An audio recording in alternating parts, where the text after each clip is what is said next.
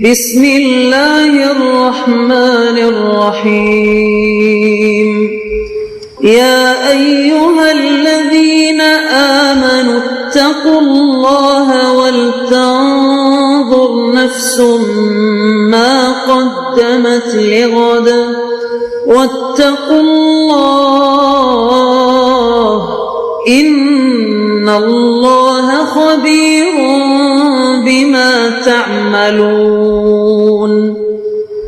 اے ایمان والو، اللہ سے ڈرتے رہو اور ہر شخص کو دیکھنا چاہیے کہ اس نے کل یعنی آخرت کے لیے کیا سامان بھیجا ہے، اور ہم پھر کہتے ہیں کہ اللہ سے ڈرتے رہو، بے شک اللہ تمہارے سب اعمال سے خبردار ہے۔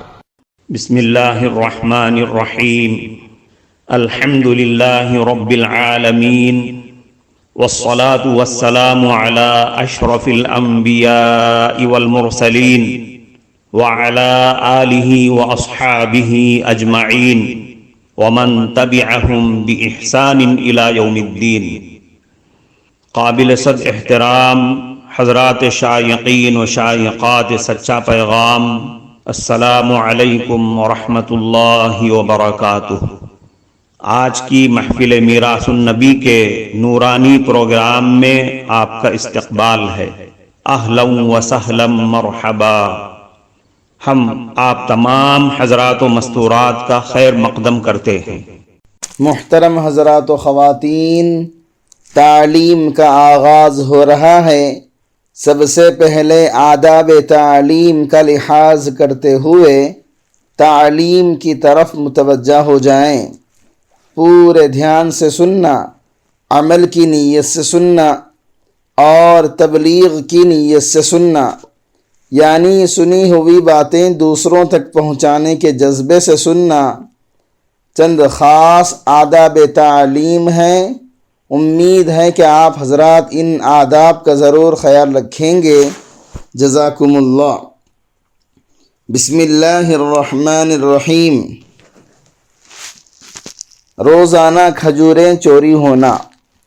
ایک صحابی کے یہاں روزانہ کھجوریں چوری ہو جاتی تھیں اور پتہ نہیں چلتا تھا کہ کون لے جاتا ہے۔ ایک رات کو ہوشیار ہو کر بیٹھ گئے کہ دیکھوں کون چوری کرتا ہے۔ تو رات کا ایک حصہ گزرنے کے بعد ایک شخص آیا جس کے ہاتھ کتے کے ہاتھ کی طرح تھے، آ کر وہ کھجوریں چوری کرنے لگا۔ ان صحابی نے اس کو پکڑ لیا اور کہا کہ اچھا تم ہو جو روزانہ میرا نقصان کرتے ہو۔ اس شخص نے جب دیکھا کہ اب میں اس کے قابو میں آ گیا ہوں اور یہ مجھے نہیں چھوڑیں گے، تو اس نے بہت عاجزی کا اظہار کیا اور کہا کہ حضور، میں آپ سے معافی چاہتا ہوں اور آپ سے درخواست کرتا ہوں کہ آپ مجھے چھوڑ دیجئے۔ میں آپ کو ایک کام کی بات بتلا دیتا ہوں، وہ یہ کہ آپ اپنی کھجوروں پر آیت الکرسی پڑھ کر دم کر لیا کریں، پھر یہ کبھی بھی ختم نہیں ہوں گے۔ چنانچہ ان صحابی نے اس کو چھوڑ دیا۔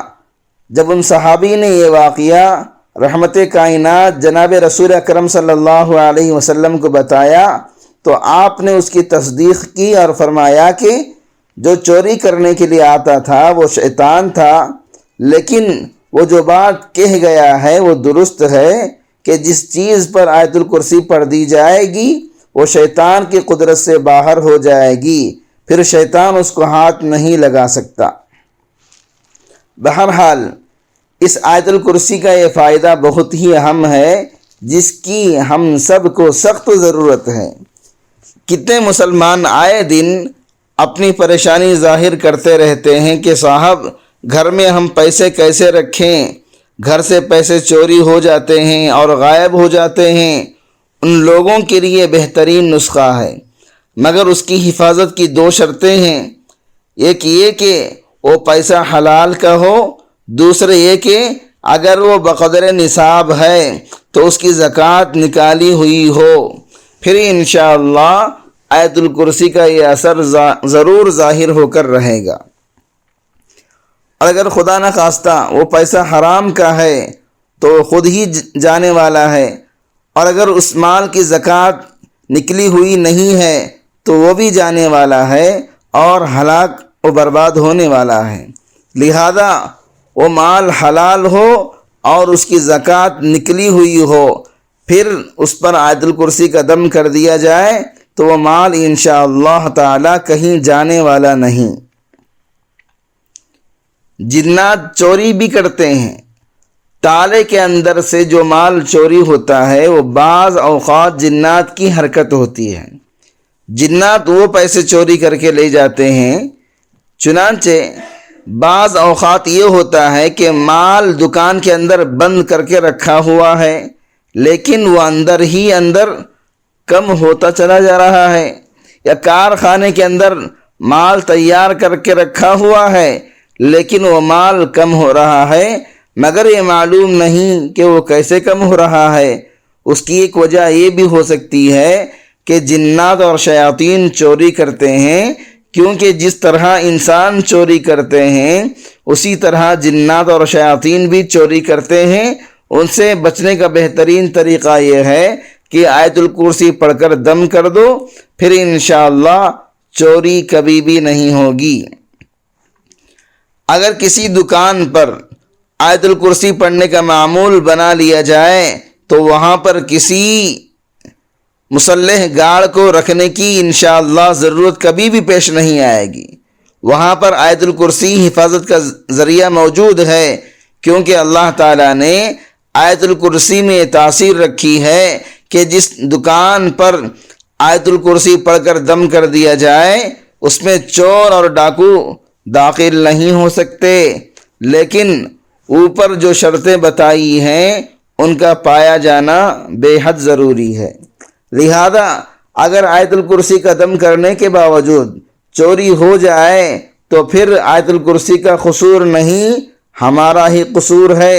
یا تو ہم نے اس مال کی زکوٰۃ نہیں دی یا اس مال میں خدا نخواستہ حرام مال شامل ہے۔ لہذا شریعت کے مطابق وہ مال حلال ہو اور زکوٰۃ اس کی نکالی ہوئی ہو تو پھر آیت الکرسی پڑھنے کے بعد آرام سے بیٹھ جائیں۔ بارہا کے تجربے سے یہ بات بہت ہی مفید اور حفاظت کا باعث اور بے حد خیر و برکت کا ذریعہ ثابت ہوئی ہے، اور اس کا ماخذ قرآن کریم اور حدیث ہیں۔